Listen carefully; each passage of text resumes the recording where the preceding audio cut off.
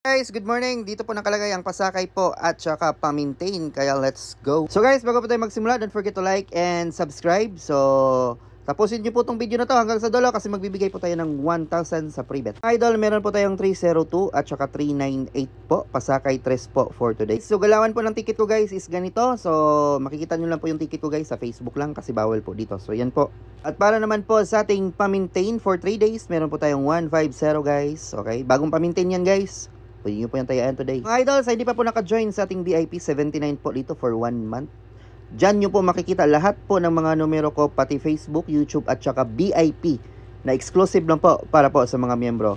Tingnan nyo po sa baba ng video na to guys, nandyan po nakalagay ang ating VIP. Mga idol, so ito po yun ang wala pong nanalo sa private po kapon, so nagbigay na lang po ako ng libreng pangtaya po, okay? Meron nanalo pero hindi po nakapasok sa entry kasi ang entry kasi guys, pag nanalo, pag nag-reply ako, pasok yung entry mo. So, yun lang po guys. Reply ako, oy, pasok yan. Ganun po.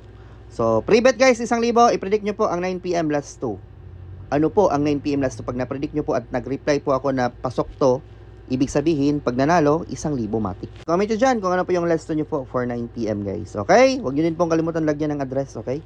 So guys, don't forget to like and subscribe. Ingat mo.